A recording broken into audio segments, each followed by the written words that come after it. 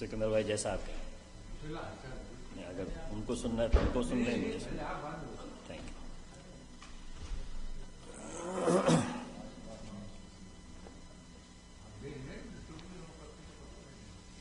کل تو مجھے بھی پہن کے آنا پڑے گا ٹوپی.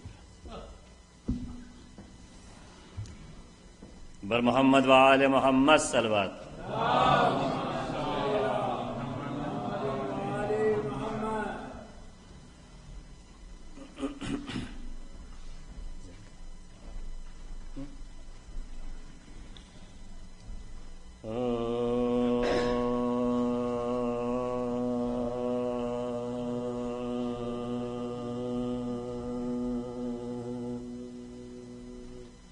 مدح رسول سے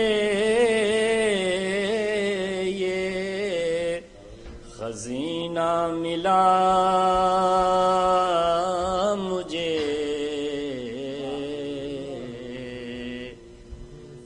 مدح رسول سے یہ خزینہ ملا مجھے. وہ پائی نجف کی راہ مدینہ ملا مجھے. پائی نجف کی راہ مدینہ ملا مجھے. خشکی میں حل عطا کا سفینہ ملا مجھے. اور شکر خدا وفا کا قرینہ ملا مجھے. جب سے نبی کے عشق کی لو میرے بس میں ہے یہ ساری کائنات میری دسترس میں ہے. مدح رسول سے یہ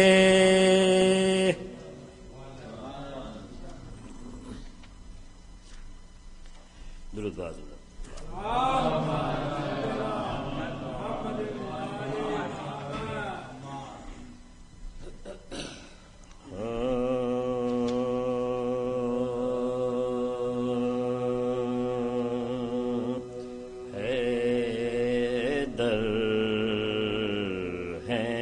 رضا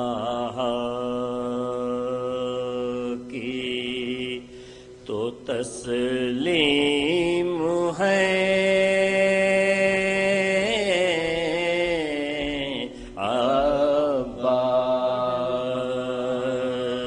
عباس حیدر ہے رضا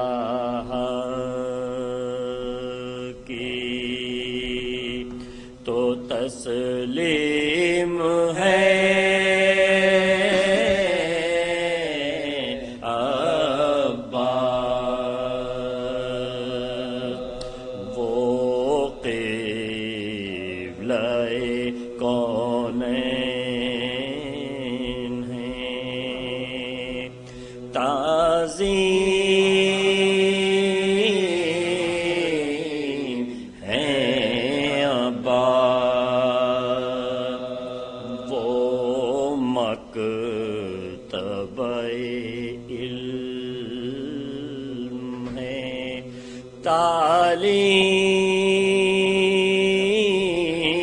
تعلیم ہے عباس وہ ساقی کوثر ہے تو تسنیم ہے ابا، سقائے سکینہ ہے، شرف ان کے بڑے ہیں،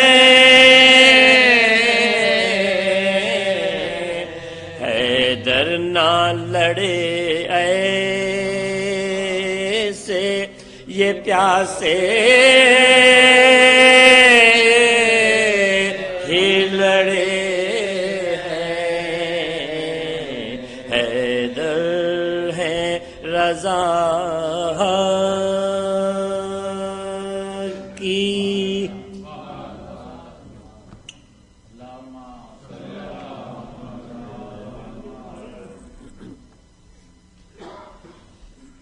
چونکہ آج باقر بھائی کو بھی پڑھنا ہے اس لیے میں نے سلام نہیں پڑھ رہا، مرثیہ پڑھ رہا ہوں۔ کل میں سوچ سلام مرثیہ تینوں چیزیں بر محمد وآل محمد صلی اللہ علیہ وسلم۔ سورہ فاتحہ۔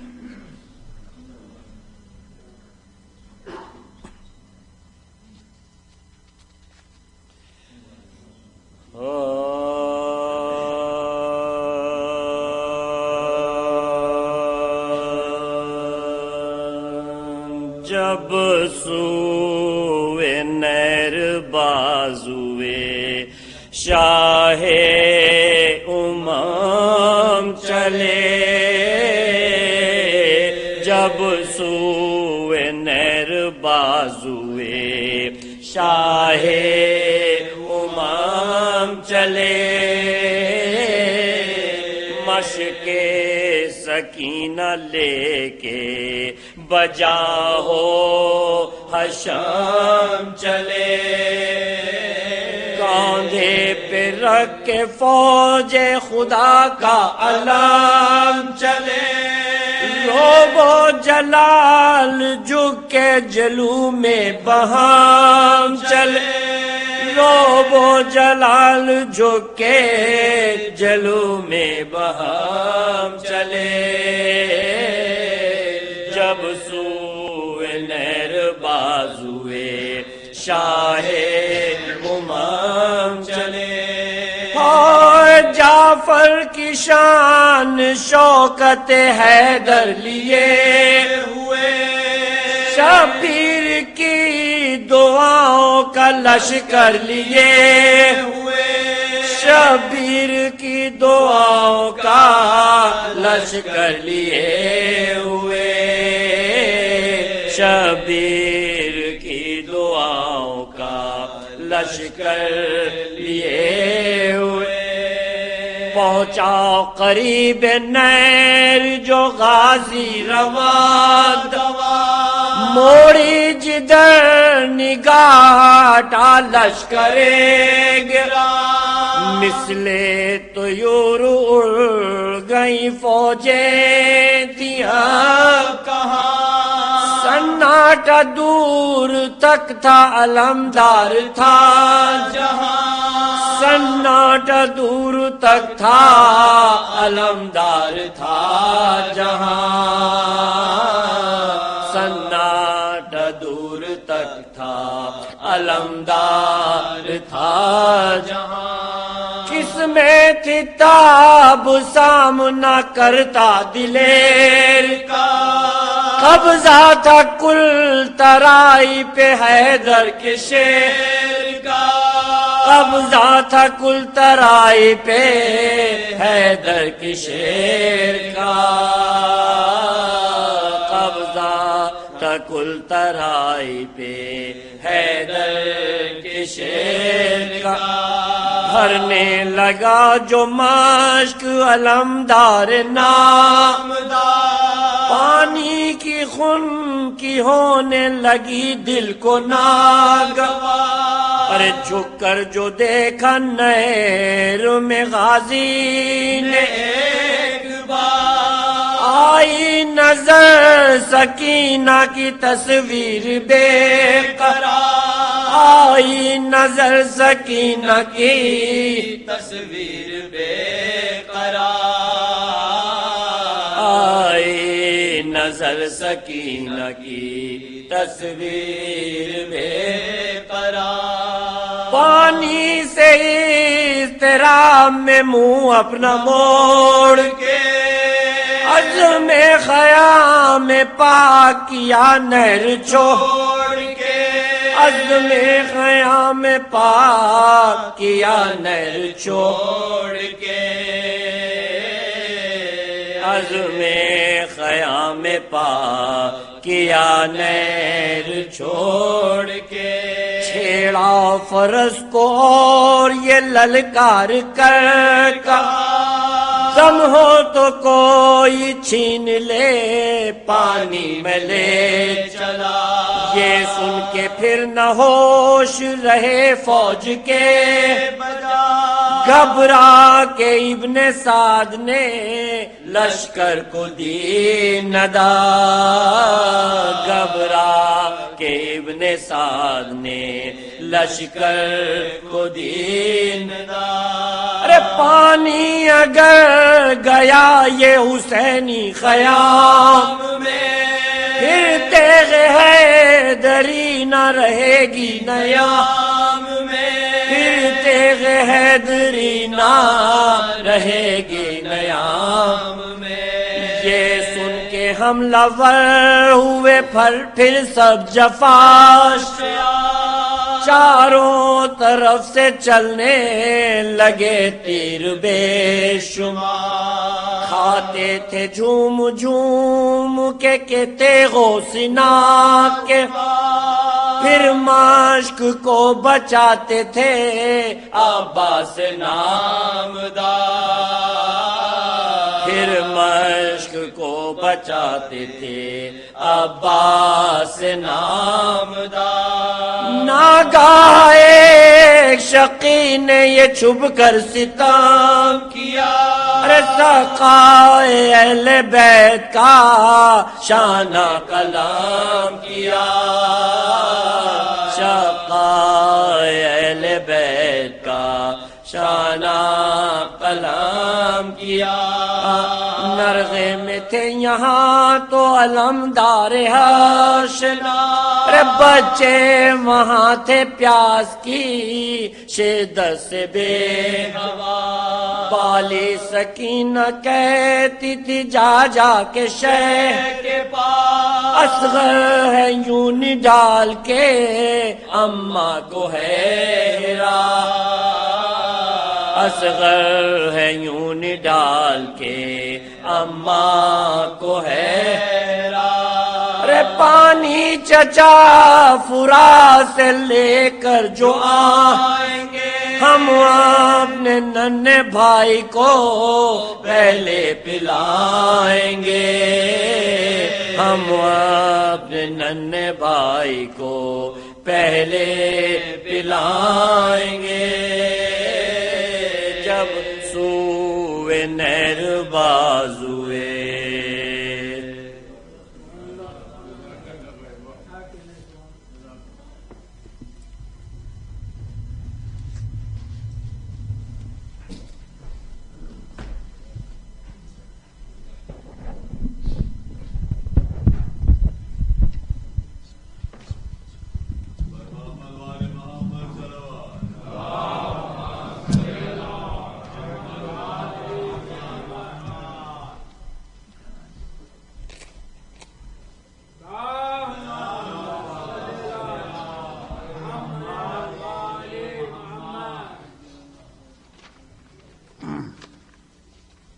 دو شعر سے،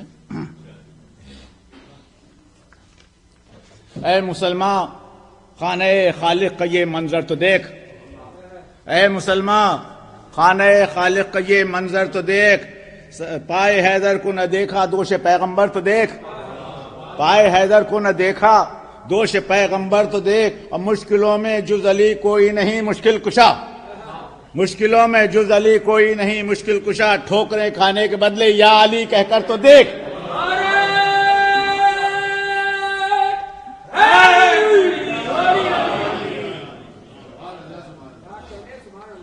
میرا نیز کی مرضی کے چند بندوں سے سورہ فاتحہ۔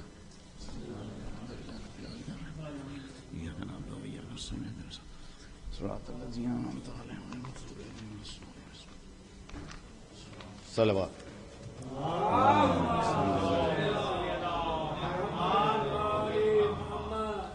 اے تیغ زباں جوہر تقریر دکھا دے، اے دست قلم قوت تحریر دکھا دے، اے ذہن رسا نظم کی توقیر دکھا دے، اے حسن بیان نور کی تصویر دکھا دے، اے حسن بیان نور کی تصویر دکھا دے. صحبت ہے عجب گرم ہے دربار حسینی، صحبت ہے عجب گرم ہے دربار حسینی، اور سب بزم ہے مشتاق علمدار حسینی.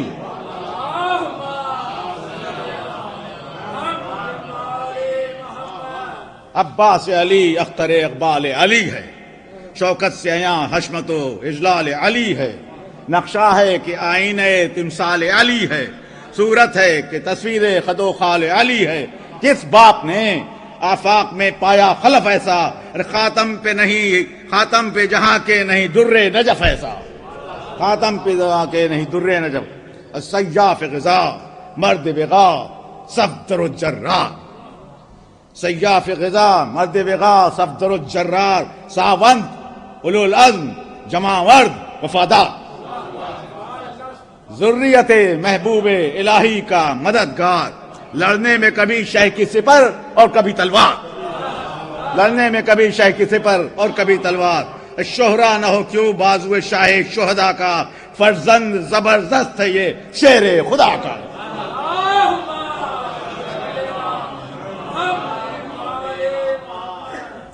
دریا دل و دی پر بروزی رتبہ و زی جا، دریا دل و دی پر برو زی رتبہ و زی جا. شمشیر خدا بازوے فرزند ید اللہ، وہ شیر کے ایک دم میں الٹ دے صف جنگا. ارے مانند علی سارے محبوں کا ہوا خواہ، مانند علی سارے محبوں کا ہوا خواہ. اور احسان و کرم خلق پہ کس پر نہیں اس کا، احسان و کرم خلق میں کس پر نہیں اس کا. اقبال و حشم میں کوئی ہمسر نہیں اس کا. صلوات.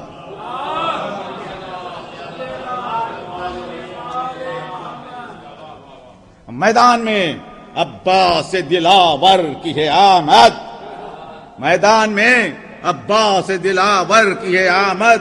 ہر صف میں یہ ہے شور کہ صف در کی ہے آمد.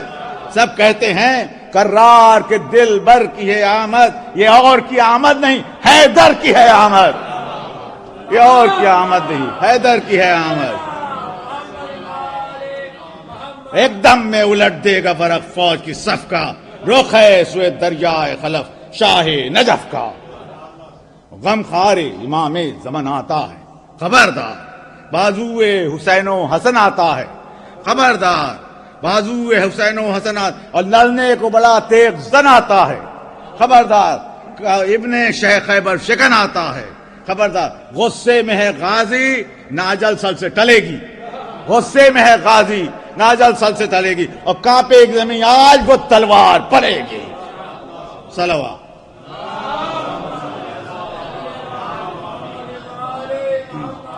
اور لشکر میں یہ گل تھا کہ وہ غازی نظر آیا، لشکر میں یہ گل تھا کہ وہ غازی نظر آیا. دی پر ورو ابرار و نمازی نظر آیا، بازو شہنشاہ حجازی نظر آیا. اور بجلی سے تڑپتا ہوا تازی نظر آیا، بجلی سے تڑپتا ہوا تازی نظر آیا.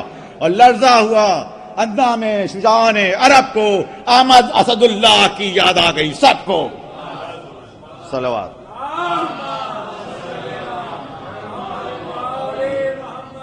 اور دیکھا جو علم رفت طوبہ نظر آئی، دیکھا جو علم رفت طوبہ نظر آئی. پنجے میں ضیاء ید بیضا نظر آئی، تابندگی برق تجلا نظر آئی. کوسوں وہ زمین نور کا جلوہ نظر آئی، کوسوں وہ نبی زمین نور کا نظریہ نظر آئی. اور سائے نے سما دشت میں نایاب دکھایا، خورشید کو لطف شب مہتاب دکھایا.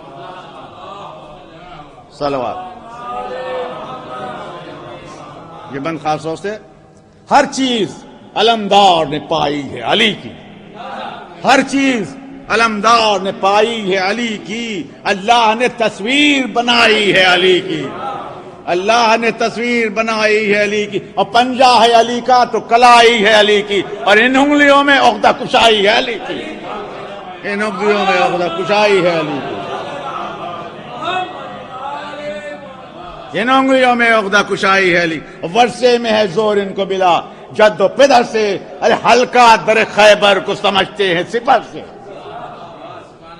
صلوات۔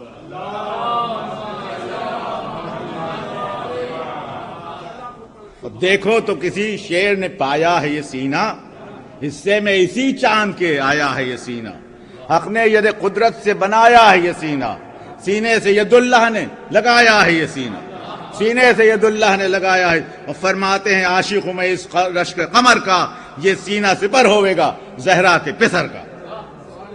اور ہر شخص تھا محو رخ عباس فلک جا، ہر شخص تھا محو رخ عباس فلک جا، تھا شور فلک پر کہ زمیں کا ہے یہی ماں، تھا شور فلک پر کہ زمیں کا ہے یہی ماں، ہر لب پہ سخن تھا کہ رہے قدرت اللہ، ہر چشم یہ کہتی تھی کہ جلوہ ہے عجب واہ، ہر چشم یہ کہتی تھی کہ جلوہ ہے عجب واہ، غازی تھا جہاں پتلیاں مردم کی ادھر تھیں، غازی تھا جہاں پتلیاں مردم کی ادھر تھیں، ارے حوریں بھی دریچوں سے نکالے ہوئے سر تھیں۔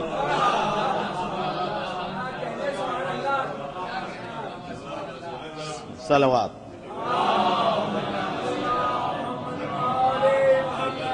اور یہ نام صدا خلق میں نامی رہے تیرا، ہر صبح شہ شرق سلامی رہے تیرا، محکوم ہر ایک کوفی و شامی رہے تیرا، تو جس کا پسر ہے وہی حامی رہے تیرا، تو جس کا پسر ہے وہی حامی رہے، اور دامان علم فرق پہ ہو سبت علی کا، اور تو رہے سائے میں حسین ابن علی۔ صلوات۔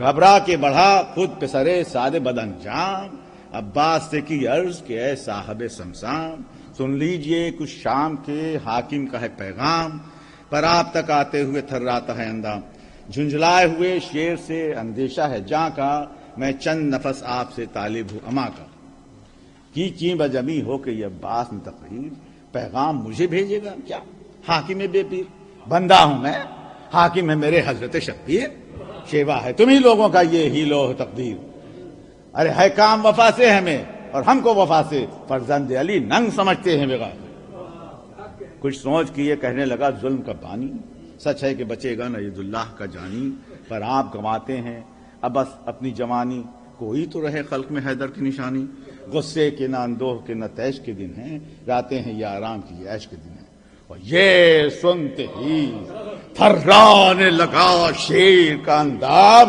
غصے کے سبب سرخ ہوئی چشم سیاہ پاب، قبضے کو جو دیکھا تو اگلنے لگی سمسام، فرمایا کہ ظالم مجھے دیتا ہے یہ پیغام، ارے شاید نہیں آگاہ میرے جد و پدر سے، ایسا ہوں کہ پھر جاؤں گا زہرا کے پسر سے، بس دور ہو آگے مجھے سننے کی نہیں تاب، سر تن سے اتاروں تیرا ہو ظالم ایک کذاب، میں بھائی کا دشمن ہوں یہ کون سا آداب، کیا قدر پھر اس کی جو موتی کی گئی آپ، رتبہ ہے یہ سب شاہ ولایت کا تصدق، رتبہ ہے یہ سب شاہ ولایت کا تصدق، ہم جانتے ہیں جان کو عزت کا تصدق۔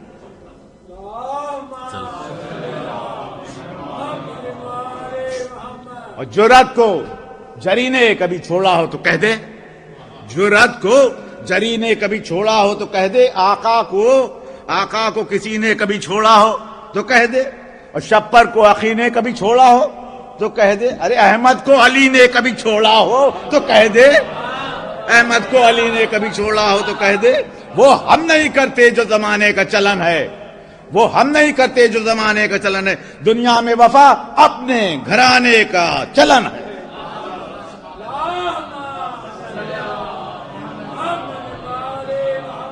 میں حشمت دنیا کی تمنا نہیں رکھتا، قطرے کی تمام فیض کا دریا نہیں رکھتا، اعلیٰ جو ہے ادنا کی وہ پرواہ نہیں رکھتا، کوئی ہو علاقہ سر توبہ نہیں رکھتا، کافر کی طرف صاحب ایمان نہیں جاتے، کافر کی طرف صاحب ایمان نہیں جاتے، اور بت خانے میں کعبے سے مسلمان نہیں جاتے۔ صلوات۔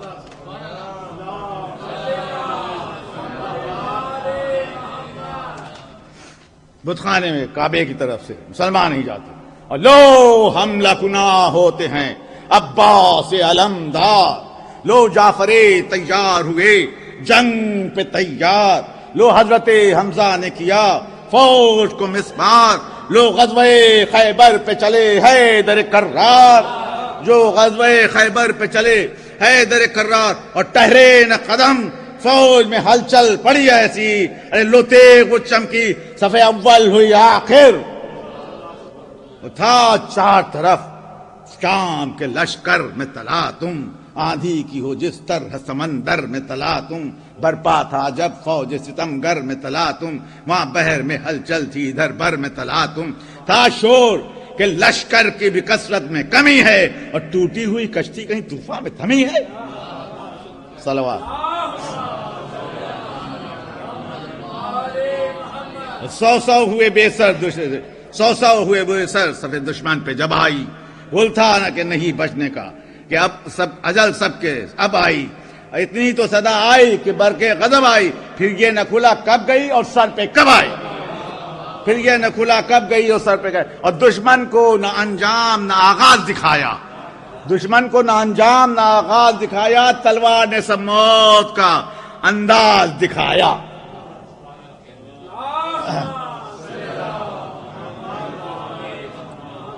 ہر قول میں غل تھا کہ بلا آتی ہے بھاگو، ہر قول میں غل تھا کہ بلا آتی ہے بھاگو، رکنے کی نہیں سیل فنا آتی ہے بھاگو، برق غضب رب خدا آتی ہے بھاگو، تلوار نہیں سر پہ قضا آتی ہے بھاگو، تلوار نہیں سر پہ قضا آتی ہے بھاگو. اور ڈر جس کا لگا رہتا ہے دن رات یہی ہے، ڈر جس کا لگا رہتا ہے دن رات یہی ہے، اے بے خبرو مرگ مفاجات یہی ہے.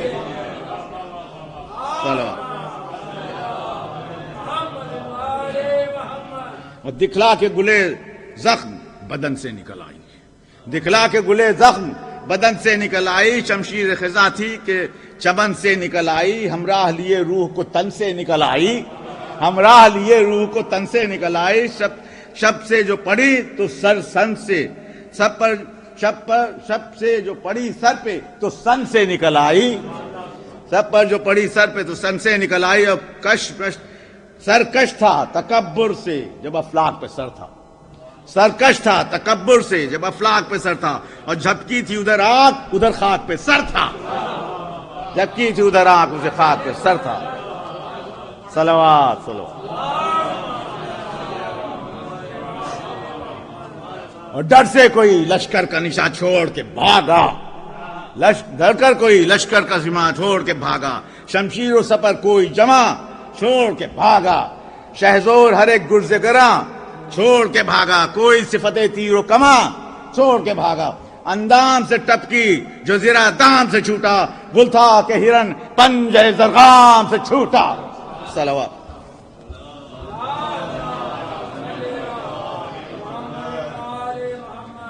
لڑتا ہوا پہنچا لب ساحل جو وہ صفدر، یاد آ گئی بس تشنگی آل پیمبر. رہوار نے دیکھا رخ عباس کو مڑ کر، سمجھے کہ گھوڑا بھی بہت پیاس سے مستر. آنکھوں سے رواں ہو کے جہاں اشک سکینہ، بہتر ہے کہ اب جلد بھرو مشک سکینہ. دریا فرما کے یہ دریا میں وہ غازی جو در آیا، ہر ماہ یہ دریا نہیں یہ جانا قمر آیا. پھر بعد کئی دن کے جو پانی نظر آیا، اشک آنسو سے بہنے لگے منہ کو جگر آیا. صدمہ ہوا یاد آ گئی تقریر سکینہ، آنکھوں کے تلے پھر گئی تصویر سکینہ. 3 بندوں سے ساحل سے نکلنا تک بھی چلنے لگے تیر، اس چاند پہ بدلی کی طرح چھا گئے بے پیر. غازی نے کہا کون سی اب کیجیے تدبیر، پھر جنگ کرو آگے جو ہو خواہش تقدیر. کچھ مال نہیں دم میں یہ امبو تو ہٹ جائے، پر مشق کا دھڑکا ہے کہ دیگوں سے نہ کٹ جائے.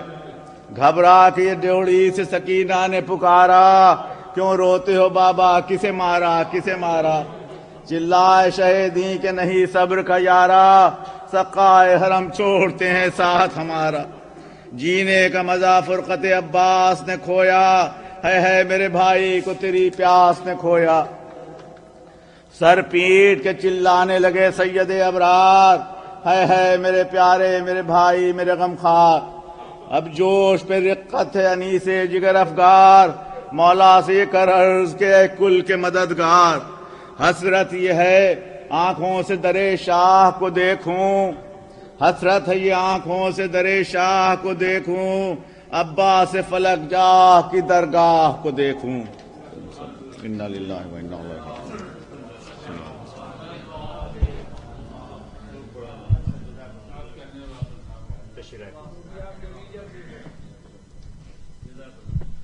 آپ حضرات تھوڑا سا آگے تشریف لے آئیں تاکہ مجلس شروع ہونے کے بعد ڈسٹربینس نہ ہو۔ جزاک اللہ۔ بل محمد و آل محمد صلوات۔ اور تھوڑا سا آگے ادھر بھی جگہ اس سائڈ پہ آ جائے، ادھر آ جائے۔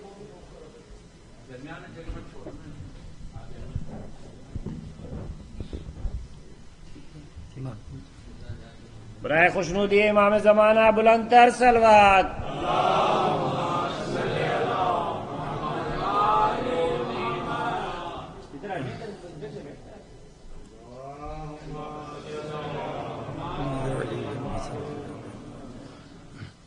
فاتحہ۔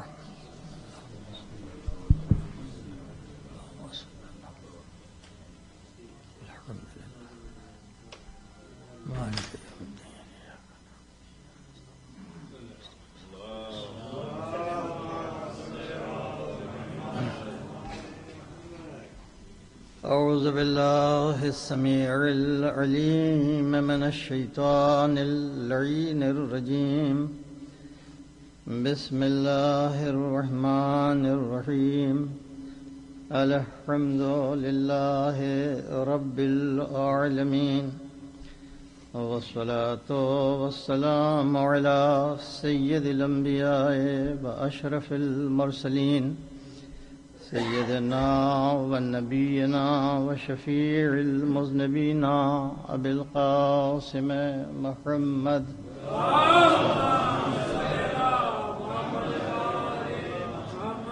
وعلى أهل بيته الطيبين الطاهرين الغر الميامين المعصومين الذين أذهب الله عنهم الرجس وطهرهم تطهيرا.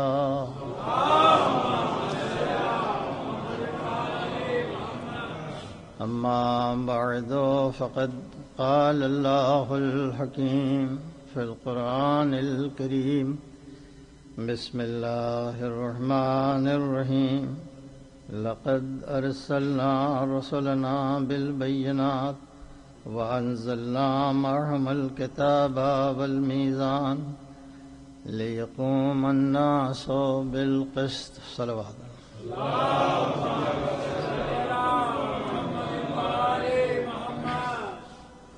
یقیناً ہم نے مرسلین کو بھیجا، اپنے رسولوں کو بھیجا، بہت روشن دلائل کے ساتھ، بینات کے ساتھ.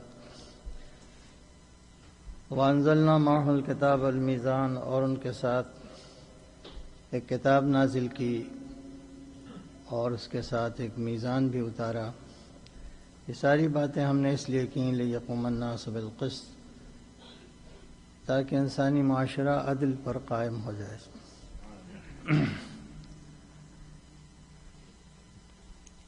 ظاہر ہے کل جیسا میں نے کہا تھا کہ یہ معاشرہ عدل پر اسی وقت قائم ہو سکتا ہے کہ اللہ کے اس عظیم احسان کے بعد ہم بھی احسان کا جواب احسان سے دیں اور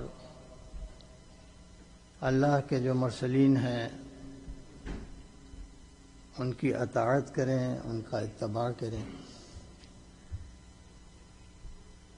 لیکن اطاعت اور اتباع دونوں مشقت طلب چیزیں ہیں. اطاعت کے معنی دل کے میلان کے ہوتے ہیں، اور یہ دل جو ہے آسانی سے اس چیز کی طرف مائل نہیں ہوتا جس میں کوئی فوری فائدہ نہ ہو، فوری کوئی لذت نہ ہو، جس میں فوری کوئی نفع نہ ہو. یہی وجہ ہے کہ باوجود کہ انبیاء کی نبوت اور اس نبوت پر ان کے دعوے میں جو بینات تھے، جو معجزات تھے، اس سے لوگوں کو یقین ہو جاتا تھا کہ یہ انسان جو ہے اللہ کا بھیجا ہوا ہے، اس لیے کہ دنیا میں کوئی طاقت، کوئی ادارہ ایسا نہیں ہے جس کو ایسی قوتیں دے دیں، ایسی طاقتیں دے دیں کہ جس کو جو ہمیں عاجز کر دے۔ لہذا اس ایمان کے بعد دوسرا مسئلہ جو ہوتا تھا وہ یہ تھا کہ یہ اپنی اطاعت، اپنا اتباع، اپنی پیروی کے عوض میں جس انعام کا وعدہ کر رہا ہے وہ انعام ہماری نگاہوں کے سامنے نہیں ہے، اور کہیں ایسا تو نہیں ہو جائے کہ ہم اس کا اتباع کریں، اس کی پیروی کریں تو یہ نقد دنیا جو ہے یہ بھی ہاتھ سے نکل جائے اور جس کا وعدہ کر رہا ہے وہ بھی سامنے نہ آئے۔ تو اس واسطے انبیاء کو مطیع و فرما بردار افراد بہت کم ملے، پوری تاریخ ہے، بلکہ قرآن مجید نے اس کے اوپر حسرت کا اظہار کیا ہے۔ حسرت کا اظہار جو ہوتا ہے قسم کا نوحی ہوتا ہے۔ کبھی ارشاد ہوا کہ یا حسرتاً علی العباد، بندوں کے اوپر حسرت ہے کہ ماں یا تو الیہم، ان کی طرف مرسلین نہیں آئے، الا کانوا بہ مستہزئین، مگر یہ کہ انہوں نے ہمارے مرسلین کے ساتھ سوائے استہزاء کے، مذاق کے اور تمسخر کے ان کا کوئی اچھا جواب نہیں دیا۔ کبھی ارشاد ہوا ہیہات علی العباد، بندوں کے اوپر افسوس ہے کہ میں نے اتنی بڑی نعمتیں ان کو دیں، لیکن سوائے اس کے اس کا جواب بجائے اطاعت کے، بجائے محبت کے، بجائے فرما برداری کے انہوں نے سرکشی سے دیا، اور سرکشی ہی نہیں بلکہ طرح طرح کے مظالم کی عزت کے اوپر ہمارے بھیجے ہوئے رسولوں کو رکھا۔ کسی کو پتھر کا نشانہ بنایا، کسی کو آگ میں ڈال دیا، کسی کو آرے سے چیر دیا، کسی کو طرح طرح کے طعنے دیے، معجزات کو دیکھ کے جادوگر کہنا شروع کیا، جنت کا ذکر کیا تو شاعر کہنا شروع کر دیا۔ لہذا ہمارا نبی اور ہمارا رسول کبھی انسانی معاشرے میں چین سے نہیں رہا، حالانکہ وہ اوپر سے آیا ہی تھا، وہ اس لیے بھیجا ہی گیا تھا کہ زمین کی پستی سے انسان کو اٹھا کے اسی بلندی تک لے جائے۔ ایک صلوات بھیجو۔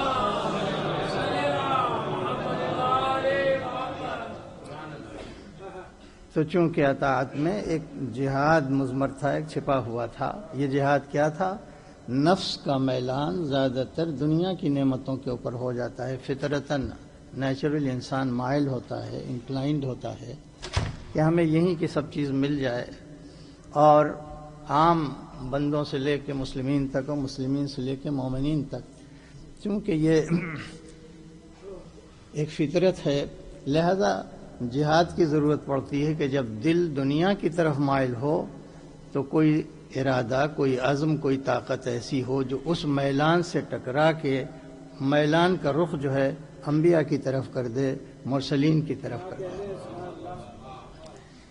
تو اس میں جدوجہد کی ضرورت پڑتی ہے، اسی لیے میں نے ایک آیت آپ کو سنائی تھی کہ کیا تم یہ گمان کرتے ہو کہ تم مسلم گھرانوں میں پیدا ہو گئے، مومن گھرانوں میں پیدا ہو گئے تو اس لیے ان تدخلوا الجنہ، کہ کیا تم جنت میں تم داخل کر دیا جاؤ؟ احسبتم، کیا تم نے یہ حساب لگایا ہے، یہ گمان کیا ہے کہ ان تدخلوا الجنہ، کہ جنت تمہیں مل جائے گی فقط اس لیے کہ اتفاقاً تم مومن گھرانے میں پیدا ہو گئے ہو؟ تو ایسا نہیں ہے، اس لیے کہ اس وقت تک جنت نہ ملے گی جب تک اللہ کے علم میں یہ نہ آ جائے کہ تم اس کے لیے جد و جہد کر رہے ہو۔ لما یعلم الذین منکم، ابھی تک تو اللہ کے علم میں تم میں سے وہ لوگ نہیں آئے جاہدوا فی سبیل اللہ، کہ جو اللہ کی راہ میں جہاد کرنے، تو ایک ضرورت ہے جنت تک جانے کے لیے، خواہشات سے جہاد، نفس سے جہاد، بری باتوں سے جہاد، برے میلان سے جہاد۔ اور یہ جنت جو ہے یہ کوئی مذہبی یا دینی اصطلاح نہیں ہے، یا ایشو نہیں ہے، یا سبجیکٹ نہیں ہے۔ جنت جو ہے وہ تمام انسانوں کی ایک ضرورت کا نام ہے۔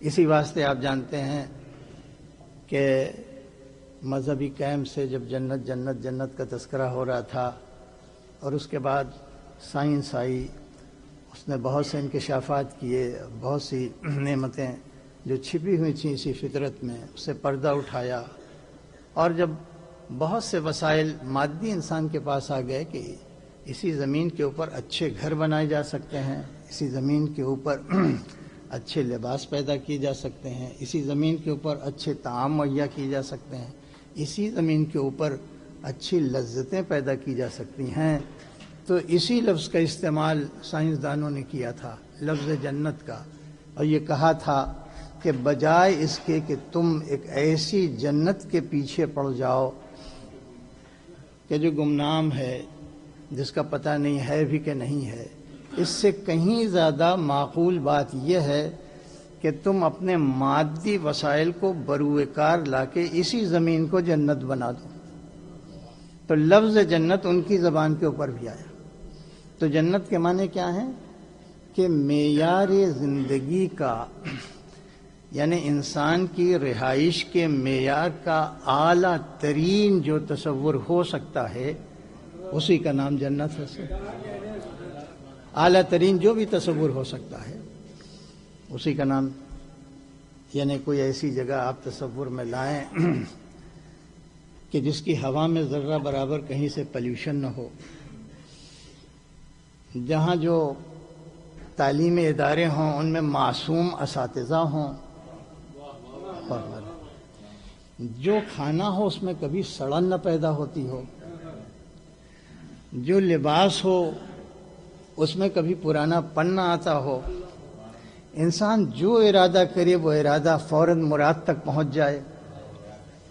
ساری ان باتوں کو جس کا تذکرہ کیا گیا ہے آپ جب اکٹھا کریں گے تو آپ کے سامنے زندگی کا وہ معیار آ جائے گا جسے خدا نے کہیں مہیا کر کے اس کا نام جنت رکھ دیا۔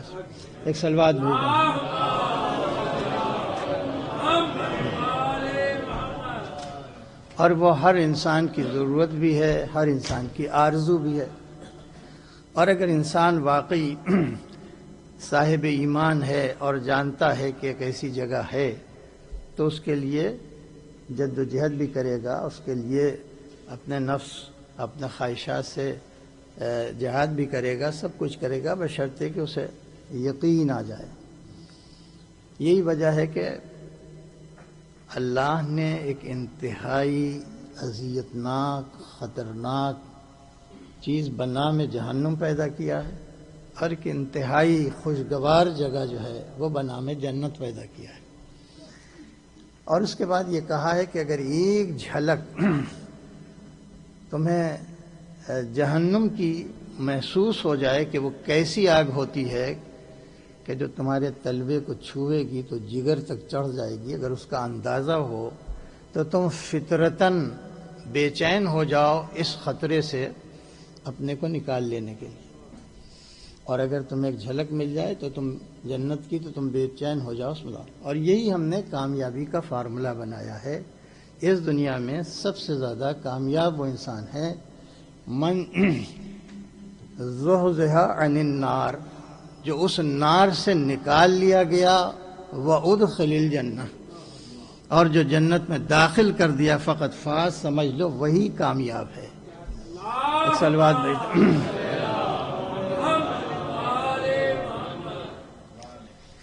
اس دنیا کو غور سے دیکھو، اس کا تجربہ کرو، کوئی ایسا انسان اس دنیا سے نکالو کہ جو اس دنیا سے راضی رہا ہو۔ یہ بھی پروردگار عالم نے ایک سوال اٹھایا قرآن مجید میں، کیا رضیتم بالحیات الدنیا، تم حیات دنیا سے راضی ہو گئے، مطمئن ہو جائے، یہیں کہ سب چیز مل جائے تو مطمئن ہو جاؤ۔ لوگوں نے اس دنیا کی نعمتوں کو حاصل کرنے کے لیے سب سے بڑی نعمت دولت کو سمجھا، اور انہیں سمجھا کہ اگر دولت آ گئی ہاتھ میں تو چونکہ دولت میں قوت خرید بہت ہے، پرچیزنگ پاور بہت ہے، اس لیے ہم دولت کے ذریعے سے ہر آرام، ہر سہولت، ہر عافیت، ہر راحت، ہر لذت خرید سکتے ہیں۔ لیکن بڑے بڑے دولت مند ہوئے، بلینئر ہوئے، ارب پتی ہوئے، جب وہ زندگی کے آخری فیز اور آخری مرحلے میں داخل ہوئے تو انہوں نے اپنی اپنی ڈائری لکھی کہ ہم تو یہ سوچ کے چلے تھے کہ اگر دولت کے انبار پر ہم بیٹھ گئے تو پھر کون سی ایسی نعمت ہے دنیا کی جو ہمارے قدم نہ چھوئے گی، ہمارے پاس نہ آ جائے گی۔ لیکن ہم نے اپنی پوری زندگی کا نچوڑ اپنی ڈائری میں لکھ دیا ہے، وہ یہ ہے کہ ہم سمجھتے تھے کہ سارا کام اسی دولت سے چل جائے گا۔ جس شہر میں چلے جاؤ، جو زمین خرید لو، جتنا اچھا گھر بناؤ، جتنے اچھے نوکر چاکر جو ہے وہ مہیا کر لو، جتنا حسن و شباب جمع کر لو، لیکن ہم نے یہ محسوس کیا کہ دولت کے اندر گھر خریدنے کی طاقت تو ہے لیکن سکونت دینے کی طاقت نہیں۔ دولت کے اندر بہت آرام دہ بستر تو خریدنے کی قوت ہے لیکن نیند خریدنے کی قوت نہیں۔ دولت کے اندر بہت اچھی اچھی دوائیں، جوان بنانے والی دوائیں خریدنے کی ضرورت تو ہے، خریدنے کی قوت تو ہے، یعنی دوا خریدنے کی قوت ہے مگر شفا کی قوت نہیں ہے اس میں۔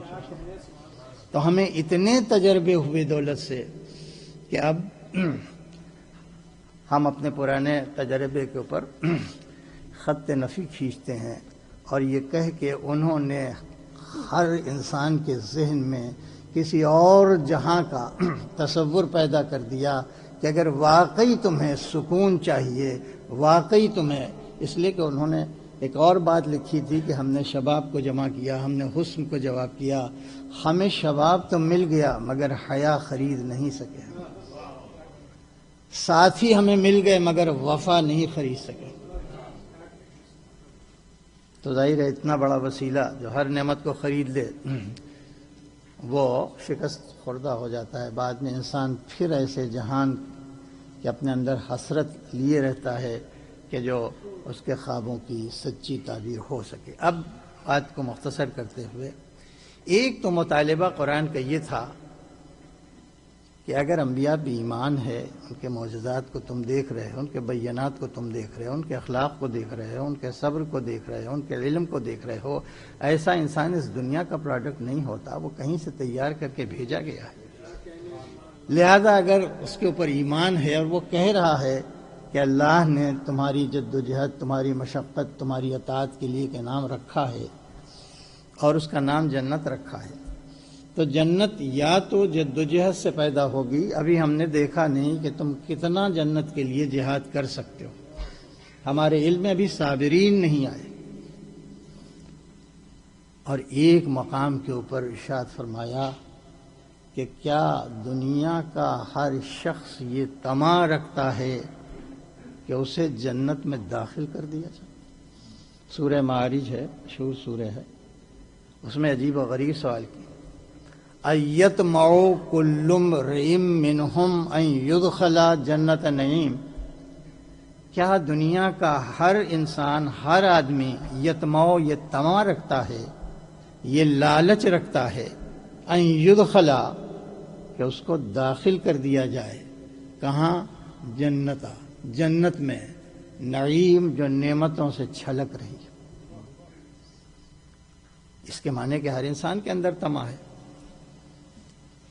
ہر انسان کے اندر لالچ ہے۔ اب اس کے بعد بڑا سخت لہجہ ہے قرآن کا، یہاں تک کہا کہ کیا ہر انسان یہ طمع رکھتا ہے کہ اسے جنت میں جو نعمتوں سے چھلک رہی داخل کر دیا جائے؟ اس کے بعد فوراً کہا کلا، ایسا ہرگز نہیں ہو سکتا۔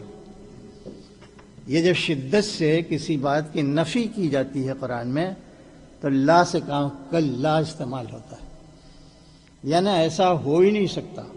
لاکھ تمنا ہو، لاکھ آرزو ہو، لاکھ چاہتے ہوں کہ جنت میں داخل کر دیا جائے، لیکن ایسا ہو نہیں سکتا.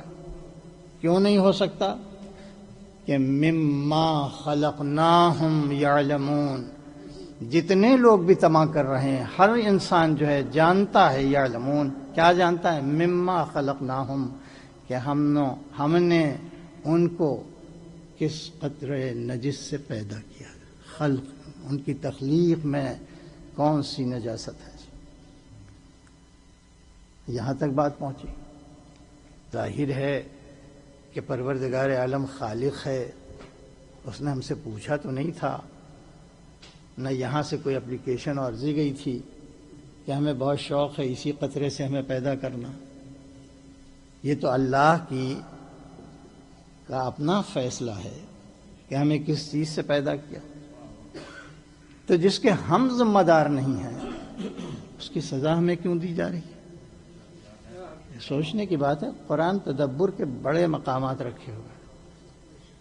جب ہم نے اس سے کہا نہیں تھا، جب اس نے ہم سے پوچھا نہیں تھا، تو یہ اپنی اس کی مرضی سے اللہ نے کہا کہ ہمیں اس میں کوئی اعتراض نہیں ہے، بلکہ ہم تو خود ہی برملا بالاعلان کہہ رہے ہیں اپنی کتاب میں کہ انا خلقنا الانسان من نطفۃ امشاج. ہم ہی نے خلق کیا انسان ملے جلے نطفے سے، ملے جلے نطفے پیدا کیا. تو جب تو نے پیدا کیا ہے تو ہمیں سزا کیوں دے رہا ہے؟ کس جرم میں جنت سے محروم کیے جا رہے ہیں؟ کہا تمہارا جرم یہ نہیں ہے کہ تم اس قطرے سے پیدا کیے، وہ تو ہمارا کام ہے.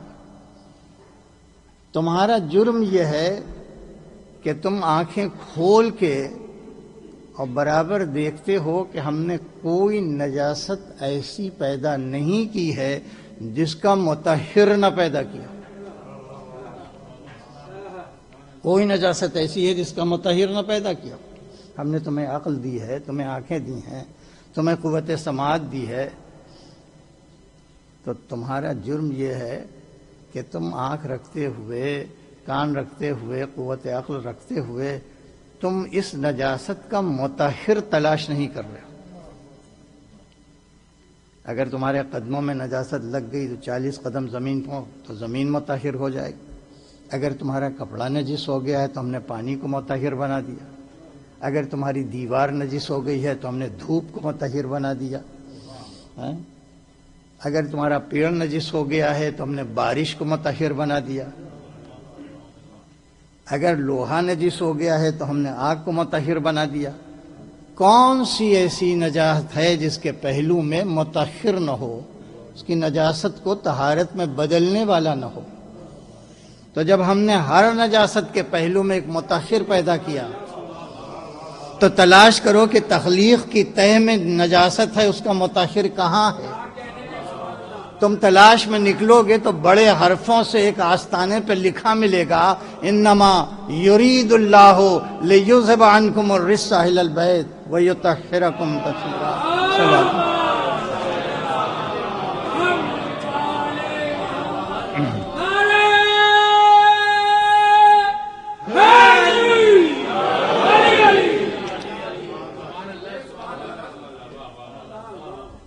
آپ دیکھیں کہ جنت جو ہے وہ کسی نجاست کو قبول ہی نہیں کر سکتی. جو جنت ترک اولا کو قبول نہیں کر سکتی وہ نجاست کیا قبول کرے؟ کون سا ترک اولا ہو گیا تھا آدم سے؟ آدم کو اللہ نے مٹی سے پیدا کیا، مٹی طیب و طاہر ہوتی ہے. اس کے بعد اسی مٹی سے جناب حوا کو پیدا کیا.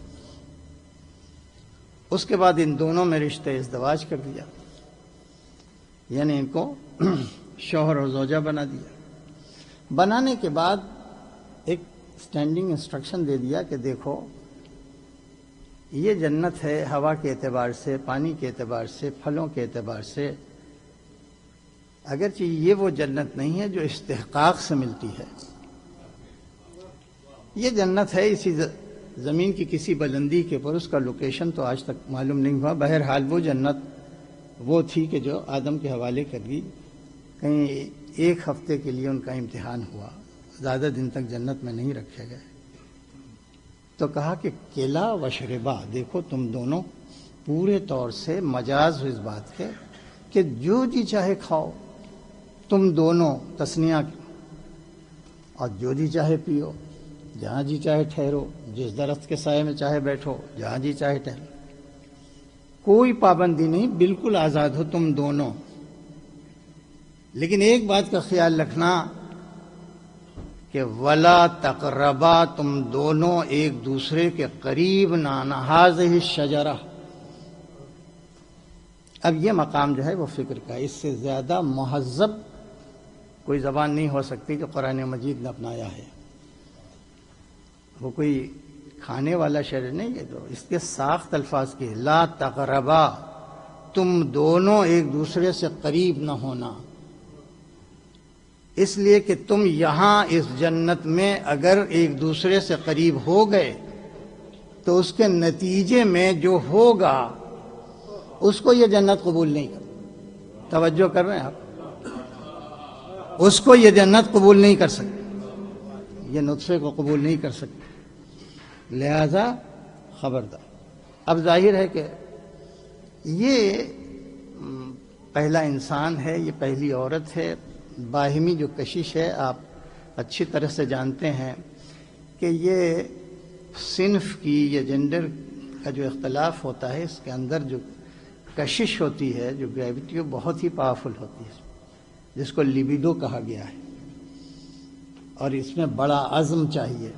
خیر بہرحال تو پروردگار عالم نے عزم میں آدم کا امتحان لیا کہ ان کی ول پاور کتنی اسٹرانگ ہے. اور اس کے بعد آپ تفصیلات پڑھیں گے تو ایک ایجنسی کہ جو آدم سے اپنا انتقام لینے والی تھی وہ داخل ہو گئی اس میں. ایسی جنت ہے کہ اس میں ابلیس بھی داخل ہو گیا. اب جب داخل ہو گیا وہ، تو ظاہر ہے وہ بہت سینئر ہے آدم سے، وہ بہت تجربہ کار ہے آدم سے، وہ جانتا ہے انسان کی ویکنس کیا کیا ہو سکتی ہے. سب سے بڑی ویکنس جو ہے اس کو اس نے پکڑ لیا. کہا کہ اللہ نے جو اس عمل سے تمہیں روک دیا ہے، تو جانتے ہو کیوں روکا ہے؟ اس لیے روکا ہے کہیں تم ملک نہ بن جاؤ، کہیں یہ جنت تمہارے نام دائمی نہ لکھ دی جائے. اب جنت کا دوام ایک سامنے رکھا، اس کے بعد ملک کا حوالہ دیا، تو ظاہر ہے اب جناب آدم کے دل میں ایک خیال پیدا ہوا، اس نے ایک وسوسہ ڈالا. تو ترک اولا کیا ہوا؟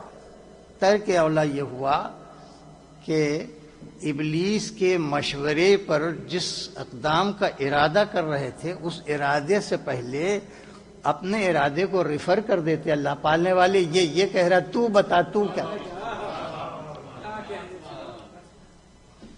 تو اللہ یہ چاہتا ہے کوئی قدم نہ اٹھے میرے منصبدار کا مگر یہ کہ ہماری رضا سے اٹھے، ہماری مرضی سے اٹھے. تو اللہ سے نہیں پوچھا. اب اقدام، اب یہ آپ تصور میں اپنے رکھیں، اقدام کا ارادہ عمل کی پہلی اکائی میں داخل ہی ہوا تھا کہ لباس اتر گیا. لباس اتر گیا، اور میں اس سے زیادہ وہ کہہ نہیں سکتا. قرآن مجید آپ پڑھ لیجیے گا، ستر پوشی کی نوبت آ گئی. وہ لباس جو جنت میں دیا گیا تھا وہ اتر گیا، اور مارے غیرت اور شرم کے وہیں جنت کے بڑے بڑے پتوں والے درخت کو اپنا لباس بنا کر، اور ادھر سے حکم نازل ہو گیا کہ اب تم تینوں، حوا، آدم، ابلیس، اہبطوا الی الارض، اب تم اس جنت میں رہنے کے لائق نہیں ہو، حبوط کرو، اترو تم اس سے. کپڑا اتار کے یہیں پہ رک کے پوچھنا پڑتا ہے، پالنے والے تیرے کرم میں کیا اتنی گنجائش نہیں کہ جنت کا ایک لباس، ایک جوڑا آدم کو دے کے تو زمین کے اوپر اتارے؟ جس عالم میں اتار رہا ہے، غور فرما رہے ہیں، سوچنے کی بات. کیا تیرے کرم میں اتنی گنجائش نہیں ہے؟ کہا نہیں، یہ کرم کی بات نہیں ہے، یہ ایک اصول کی بات ہے. اصول کی بات. اس لیے کہ آج آدم کے اوپر سے ہم لباس اتار رہے ہیں یہ کہہ کے کہ یہ جنت کا لباس ہے، یہ زمین پر نہیں جا سکتا. کل اسی بنائے ہوئے قانون کو ہم خود توڑیں گے. یہیں سے لباس جائے گا کہیں تو جس گھر میں چلا جائے سمجھو کہ وہ گھر ہے کہ حسنین جہاں رہیں وہی جنت ہے. ایک سلوات بھیج دے محمد عالم.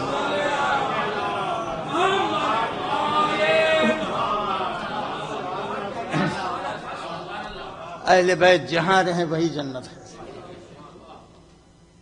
اور اب اس کے بعد ظاہر ہے کہ دو باتوں کی ضرورت پڑ گئی. ایک تو جنت کے لیے جہاد کی ضرورت ہے، دوسرے جنت کے لیے طہارت کی ضرورت ہے. یہ دونوں باتیں اگر کسی انسان میں آ جائیں کہ وہ سعی بھی کر رہا ہے جنت کے لیے اور اس کے بعد اس نے اپنی تخلیق کو طاہر بھی کر دیا ہے، اپنی ولادت کو طاہر بھی کر دیا ہے، تو پھر ظاہر ہے بس ایک سوال رہ جاتا ہے، ایک بات رہ جاتی ہے، اسی بات کو ختم کر دیں کہ وہ جنت کا مستحق ہو گیا.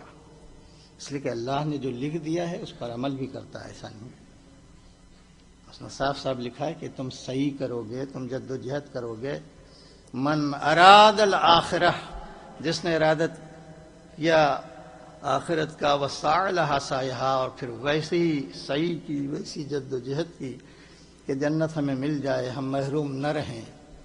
نبی کی پابندی، اطاعت رسول، قانون الہی کی پابندی کرنے میں مشقت جھیلتا رہا وہ، تو اولئک، ایسے تمام لوگ، کانا سعیہم مشکورا، ان کی صحیح کا ہم خود شکریہ ادا کریں.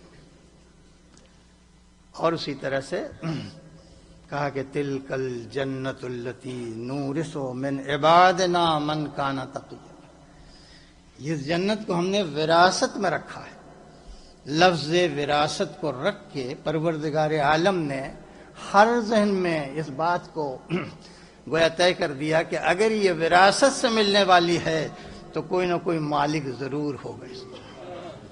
یہی وجہ ہے کہ جب ابراہیم نے دعا کی تو یہ دعا نہیں کر سکے کہ پالنے والے ہمیں جنت کا مالک بنا دے. وجلنی ورثتا جنت، نہیں، میرے مالک اس جنت کی وراثت ہمیں بھی دے دے. یعنی ابراہیم کہہ رہے ہیں اس کے مالک ہم نہیں بن سکتے، اس کے وارث ہی بن سکتے ہیں. اگر تمہیں مالکوں کا پتہ چلانا ہو تو ظاہر ہے وہ کوئی گھر اور ہے جن کے نام جنت کی ملکیت لکھ دی گئی ہے. ایک سلوات بھی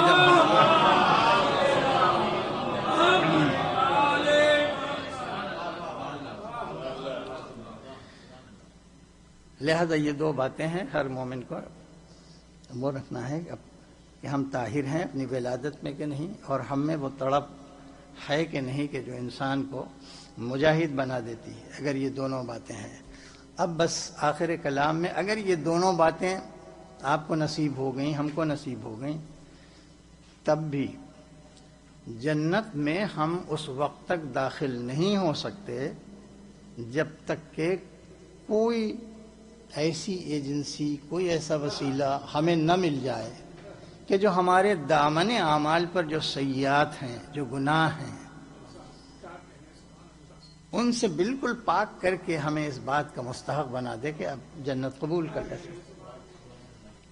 یعنی ہمیں ایک شفیع کی ضرورت پڑے گی، ہمیں شفاعت کی ضرورت پڑے گی.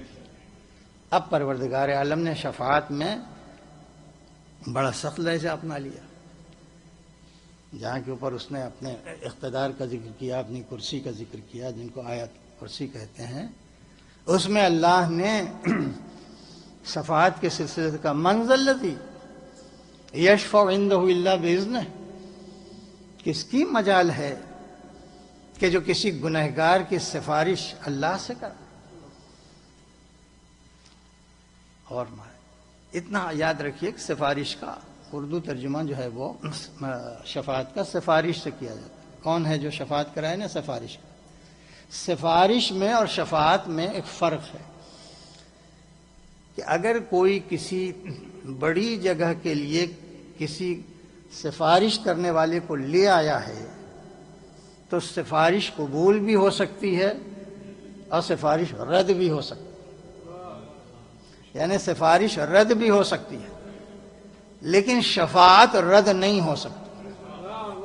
اگر شفیع ہے تو اس کی شفاعت رد نہیں ہو سکتی، بس ایک چیز ہے کہ شفیع جو ہے وہ اذن الہی کا مالک ہو گیا، الا باذنہ، کوئی شفاعت نہیں کر سکتا سوائے اس کے جس کو ہم نے اجازت دی، جس کو ہم نے اجازت دی۔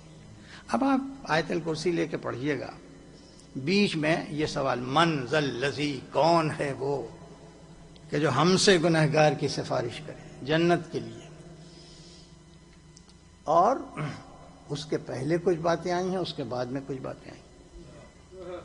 ہاں، کہاں سے چلی آیت الکرسی؟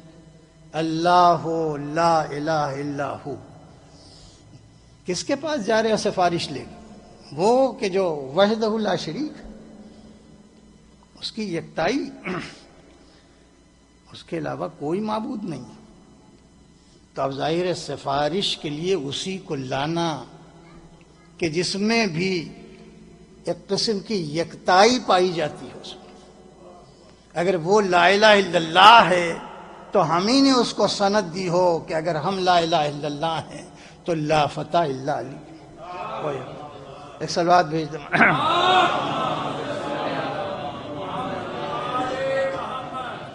اس کے بعد ارشاد ہوا لہو ما فی السماوات ما فی الارض، آسمان و زمین کی مملکت یہ اسی کے لیے ہے۔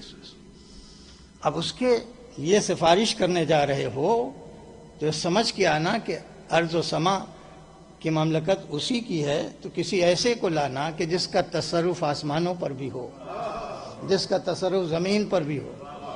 میں رکوں گا نہیں اس لیے کہ آپ کے اوپر آپ کی سماعت پر اعتبار کر کے آپ اشاروں سمجھ جائیں کون ہے کہ آسمان بنا دیا مگر تصرف کسی بندے کو دے دیا، زمین بنا دی مگر تصرف کسی بندے کو دے دیا۔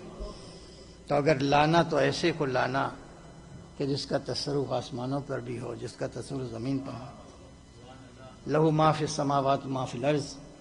پھر اس کے بعد ارشاد ہوتا ہے کہ جانتے ہو اس کی ذات جس کو نہ نیند چھو سکتی ہے نہ اونگ آتی ہے، تو ایسے ہی کو لانا جو زندگی میں کبھی نہ سویا ہو سوائے اس کے کہ جب دین کی ضرورت پڑی۔ صلوات بھیج دیں محمد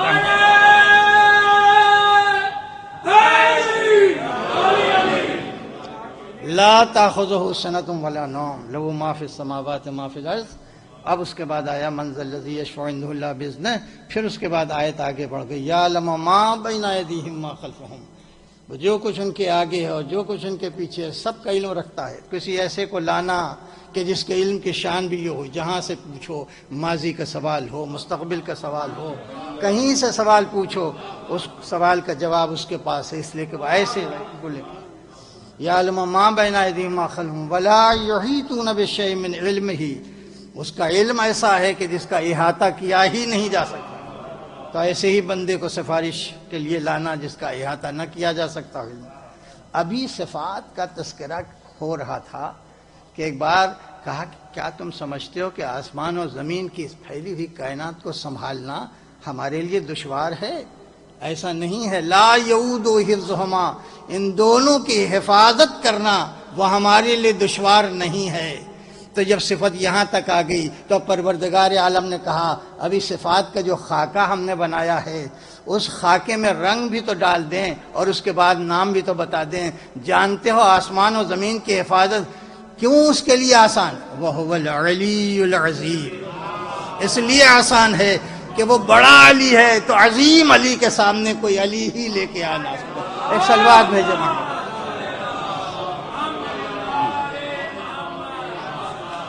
ایک صلوات اور بھیج دیں۔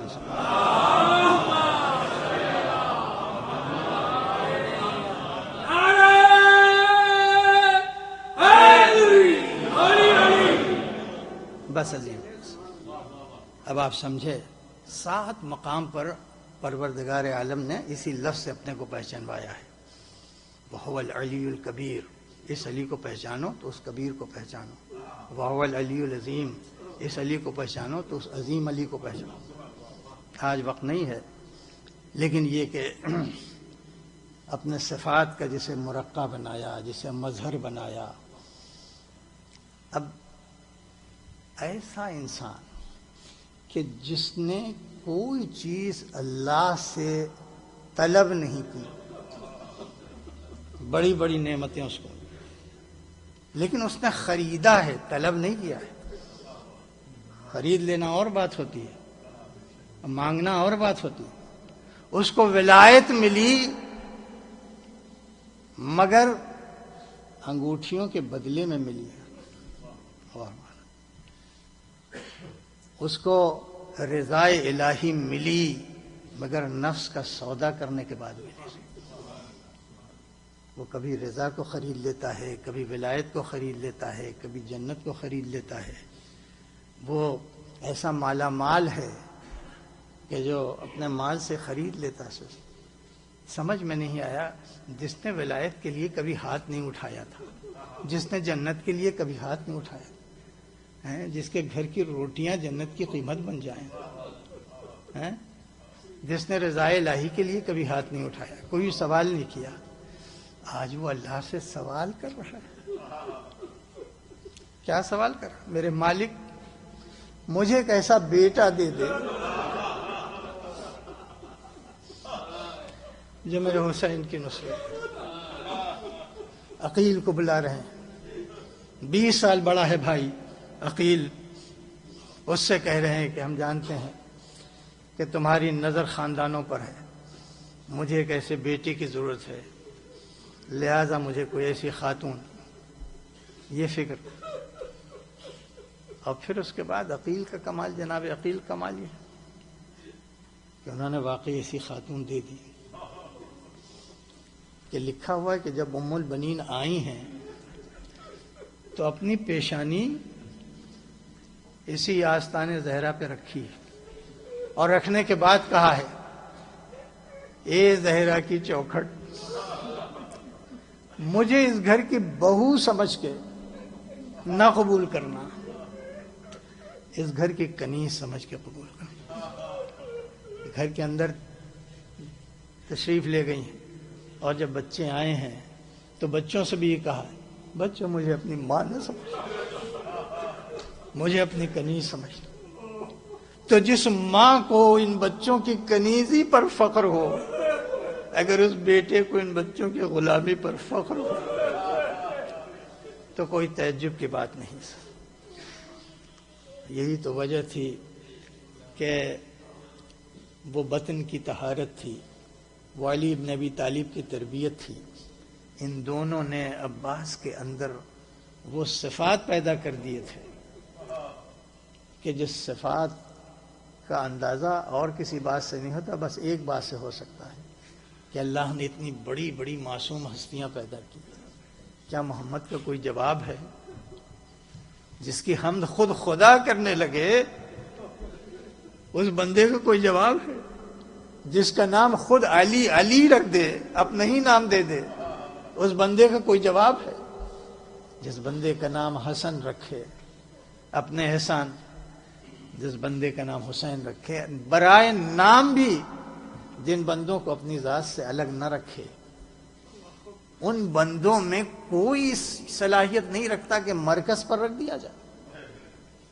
آپ سوچیں، محمد جیسا انسان، لیکن مرکز پر آنے کی صلاحیت محمد مصطفیٰ میں نہیں ہے، علی میں نہیں ہے، حسن میں نہیں ہے، حسین میں نہیں ہے۔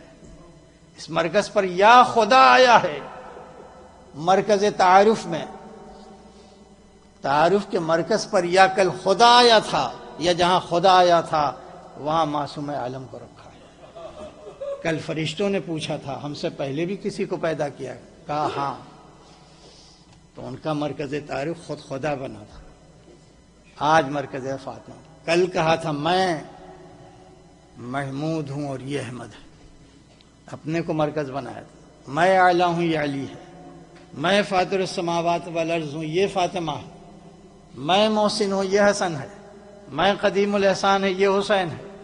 تو جہاں پر اپنی ذات کو مرکز تعارف پر رکھا تھا، آج وہاں ایک معصوم عالم کو جب فرش کے اوپر ہم فاطمہ و ابوہا و بالہا و بنوہا، اس کے معنی یہ ہیں کہ اہل بیت اصطلاحاً معصوم عالم کی نسبت کا نام ہے، جس سے نسبت ہو جائے وہ اہل بیت سے۔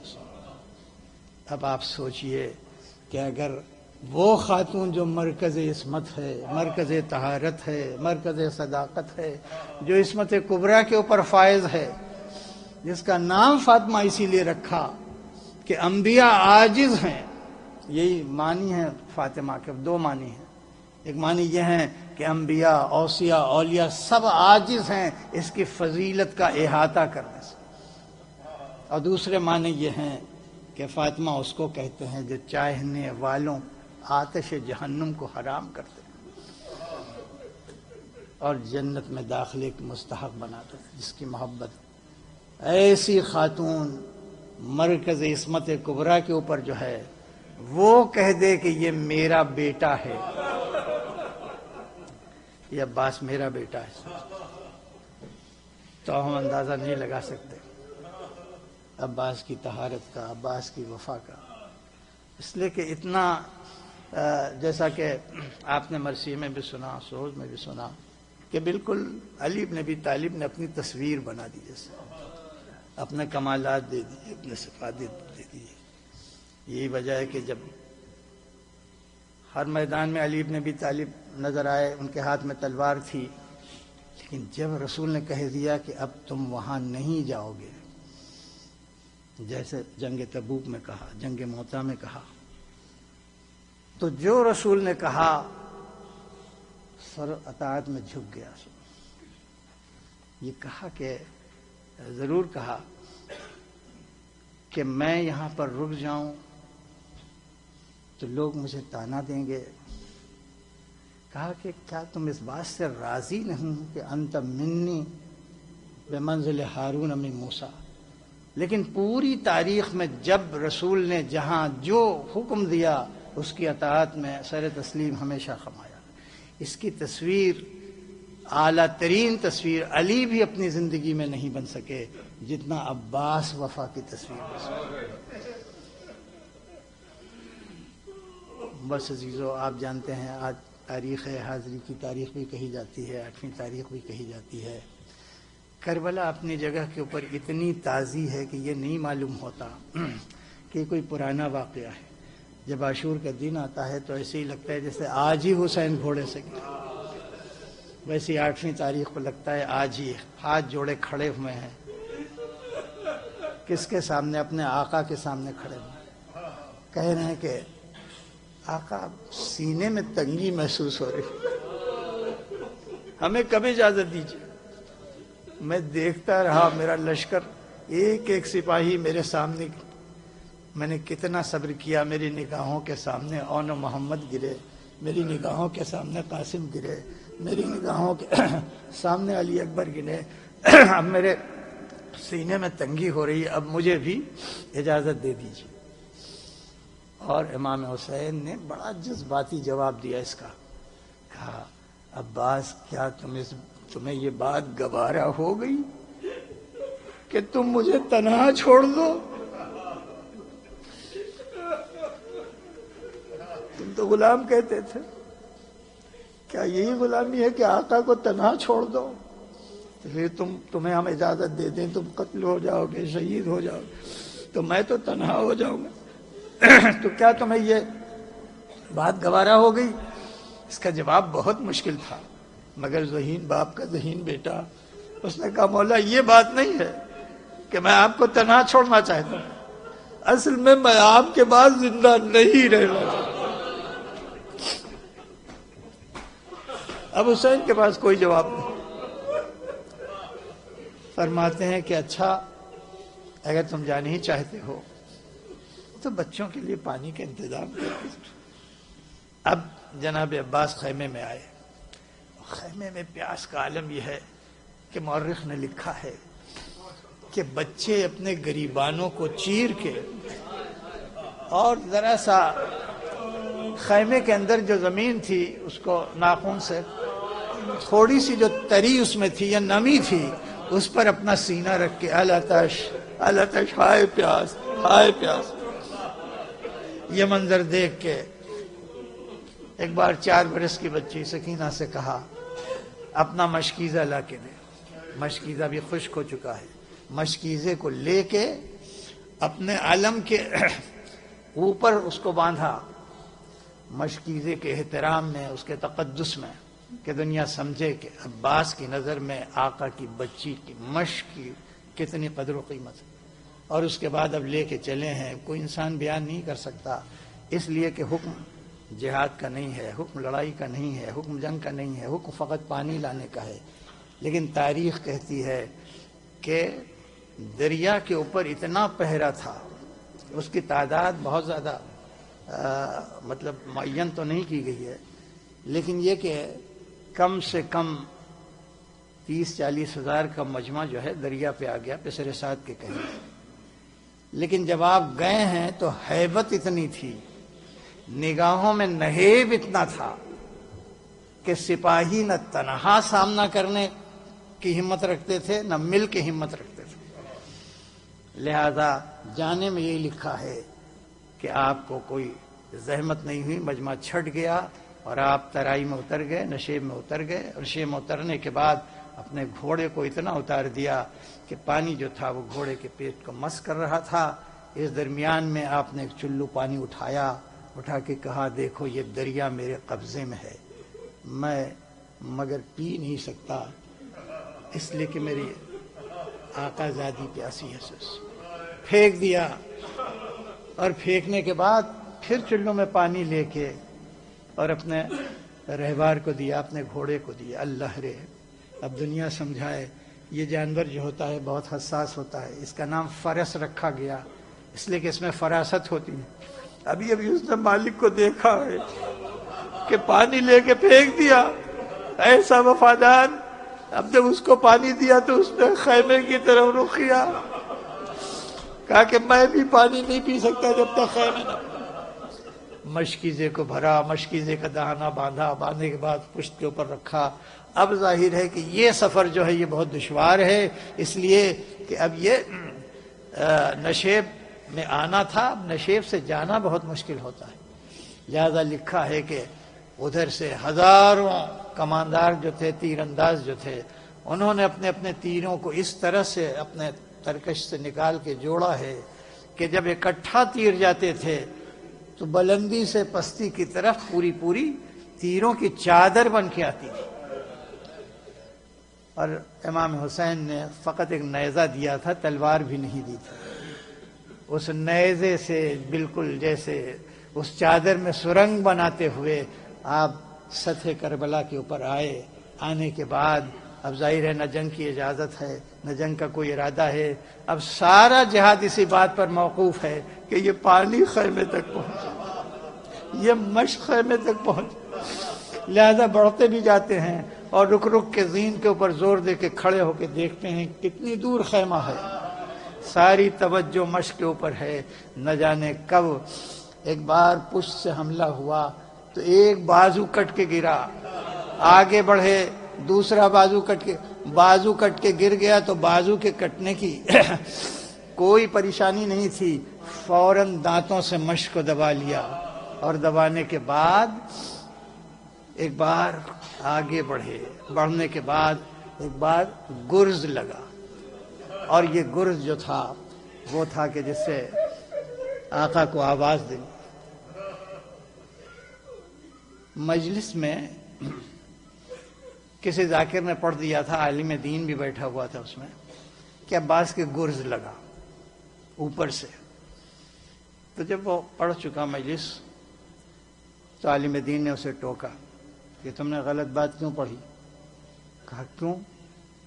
کہا کہ عباس کا قد بہت بڑا تھا، وہ گھوڑے پہ بیٹھتے تھے تو قدم جو تھا اتنی دور کسی کا گرز جا ہی نہیں سکتا، تو نے کیسے پڑھ دیا؟ تو وہ خاموش ہو گیا عالم دین کے روب میں. لیکن اس عالم دین کو خواب میں دکھائی. کون؟ عباس خواب میں آئے. کہا کہ وہ بالکل ٹھیک پڑھ رہا تھا. یہ صحیح ہے کہ میرا قد بلند ہے، مگر جب مشق میں تیر لگ گیا تو میرے دونوں ہاتھ تو کٹ چکے تھے، میں تیر کو کیسے نکالتا؟ لہذا میں جھکا، اور جھکنے کے بعد اپنے سر سے اور مشکیزے کے درمیان میں رکھ کے تیر کو نکالنا چاہا، اسی وقت میرے اوپر گرز پڑا۔ اگر بازو نہ کٹتے تو جھکنے کی ضرورت نہ تھی، بس یہ آواز پہنچی امام حسین کانوں میں، حسین کا ہاتھ کمر تک گیا، کہا کہ الان انقضى ظہری، اب تو میری کمر بھی ٹوٹ گئی۔ فوراً آنے کے بعد دیکھا تو کیا دیکھا کہ آخری دم ہے، ایک بار سر کو اپنے زانو پر رکھا، رکھنے کے بعد عباس نے اٹھا کے پھر زمین پر رکھا، پھر اس کو اپنے زانو پر رکھا، رکھنے کے بعد کہا کہ اگر کوئی وصیت ہو تو بیان کرو۔ کہا کہ پہلی وصیت یہ، میں اس دنیا میں آیا تھا تو میری نظر آپ کے چہرے پہ پڑی تھی، لیکن اب آنکھوں میں تیر ہے، میں کیسے آپ کے چہرے کو دیکھوں؟ حسین نے آنکھوں سے خون کو صاف کیا، کہا کہ دوسری ہے کہ میری لاش آپ خیمے میں نہ لے جائیے گا، اس لیے کہ مجھے سکینہ سے غیرت محسوس ہوگی۔ کہنے کے بعد ایک بار آخری ہچکی آئی، امام حسین نے علم کو اٹھایا، اٹھانے کے بعد خیمے کی طرف چلے۔ جب علم قریب آیا، سکینہ نے بچوں کو جمع کیا، میں نہ کہتی تھی کہ میرا چچا بے وفا نہیں ہے، دیکھو وہ علم آیا، اسی کے ساتھ مشق بھی آئے گی، لیکن جب قریب سے دیکھا تو علم تو تھا مگر علمدار نہیں آیا تھا۔ اے بچوں، میرا چچا اپنے بازوں کٹا کے راہ خدا میں سيعلم الذين ظلموا أي منقلب۔ کہتی تھی سکینہ کہ چلے آئیے امو، کہتی تھی سکینہ کہ چلے آئیے امو، للہ مجھے اور نہ تڑپائیے امو، کہتی تھی سکینہ باز آئی میں پانی نہیں مانگوں گی کسی سے،